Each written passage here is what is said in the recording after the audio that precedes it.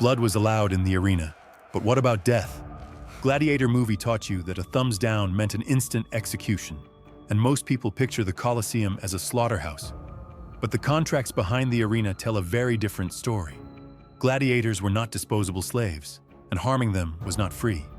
Why was the death of even a single gladiator considered such a great loss? If the swords were truly that sharp and the crowd demanded brutality, how did they manage to leave the arena alive? You think that everyone who enters the arena dies. But in the Roman arena, the reality was very different. In a gladiator fight, the death rate was only around 10%. Most matches ended with blood, injuries, and eventually surrender. The main reason for this was that gladiators were extremely valuable. A gladiator was trained for months, sometimes even years. This made him a serious investment for his owner. If a gladiator died in the arena, the owner had to pay compensation worth roughly 50 times the normal cost. The rules of the arena also reduced the chance of death. When a gladiator was defeated, he could surrender and ask for mercy. In addition, every fight had a referee present. This referee had the authority to stop the fight and declare the winner. Most gladiators were seen as heroes of the people in Rome. Because many of them were well known and loved by the public, their deaths could lead to a drop in audience numbers. There were also volunteer gladiators. If death had been unavoidable, no one would have volunteered. For this reason, death was not always permitted. And that's not at all. Gladiators themselves wanted to survive. Their main goal was not to kill their opponent, but to stay alive and suffer as few injuries as possible, so they could prepare for the next fight. So didn't the spectators want death? Of course they did, but it wasn't a requirement. The crowd wanted combat, they wanted blood, and the arena delivered more than enough of that. Even though the death rate in the arenas was relatively low, the lives of gladiators were extremely harsh and exhausting. Constant training, constant fighting, this lifestyle slowly wore them down. As a result, the average life expectancy of a gladiator was around 24 years. So not every fight ended in death, but the arena never promised a long life. So how did this tradition begin in Rome? At first, gladiator fights were not a form of entertainment. In early Roman times, prisoners and slaves were forced to fight at gravesites, spilling blood. These fights were not public shows, but bloody rituals offered to the dead. Over time, Rome grew, the population increased, and these rituals turned into events watched by larger crowds. People were no longer just witnessing them. They were starting to enjoy them. What began as a funeral ritual slowly turned into a spectacle, and then into an industry. Fights were organized more frequently, gladiators were trained systematically, and schools were established. Nobles invested large sums of money in these games to win the favor of the people. Some free Romans even entered the arena willingly in search of fame, money, and glory. In this way, a ritual meant to honor the dead became Rome's greatest mass spectacle. So how did someone become a gladiator? There were 3 paths to becoming one.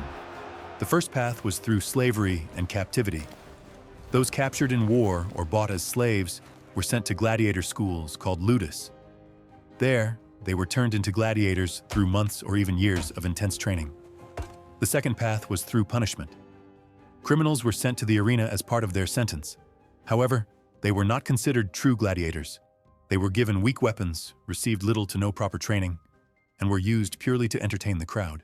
Most of the deaths seen in the arena came from these prisoners. The third path was the most surprising. Volunteers. Citizens drowning in debt or free Romans chasing fame and glory could choose to become gladiators of their own free will. This was because gladiators were a symbol of status in Rome. The public recognized them, women admired them, and their names were carved into walls. But the price of this fame was heavy. The moment you stepped into one of these schools, your life completely changed. Your body was examined, the strong were selected, and the weak were eliminated. Some were sent directly to deadly arenas and never returned. So what was life like in these schools? Life in gladiator schools was extremely harsh. You would wake up before sunrise in narrow, cold cells. The bed was hard, the floor was cold, and comfort did not exist. The cells were opened, and the gladiators were taken to the training yard. As the first light of day appeared, training began. Heavy wooden swords, much heavier than real weapons, were used. The same movements were repeated again and again to build strength and muscle memory.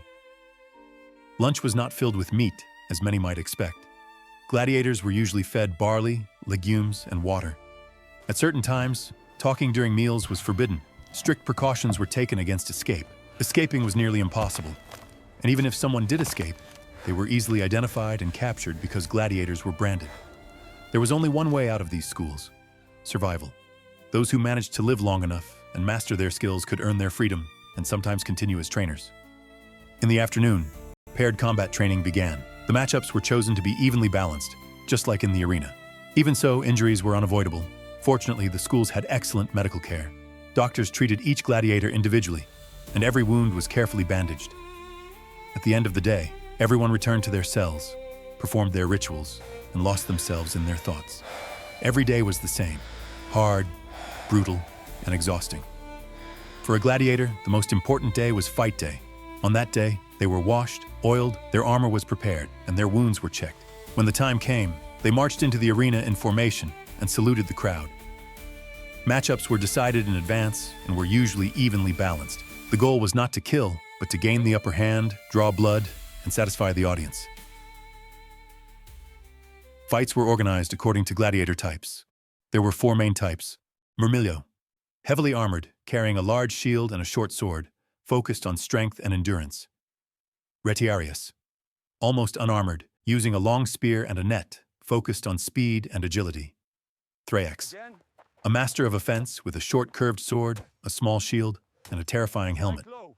Secutor, designed specifically to fight the Retiarius, similar to the Murmillo but with a large helmet that covered almost the entire face, leaving only the eyes exposed.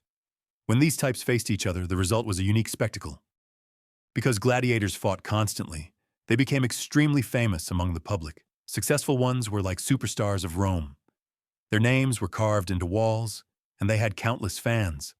Songs, graffiti, and stories about their victories spread throughout the city. Roman women, in particular, admired gladiators. Their sweat and blood were even used in cosmetics and medical treatments. These substances were believed to carry strength, vitality, and healing power. Their faces appeared in mosaics, and small statues were made in their likeness, proudly displayed in homes and public spaces. Merchants sold gladiator-themed items, turning their fame into profit. If you were a gladiator, especially a free one, you could become one of the most famous and respected people in Roman society. That level of recognition was rare and powerful in a world built on strict social classes. That is why some nobles and wealthy citizens chose this path as well. Some rose from slavery in the arena to become true heroes. Gladiators were not disposable victims. They were athletes. They were investments. They were idols. But every cheer, every victory, every moment of fame was bought with blood. And the arena never forgot its price. And if one day you have the chance to visit the Colosseum, look closely at the arena floor. Because if you pay enough attention, you won't just see stone and sand, you'll feel the echoes of fallen gladiators. And for a brief moment, you might find yourself standing among them,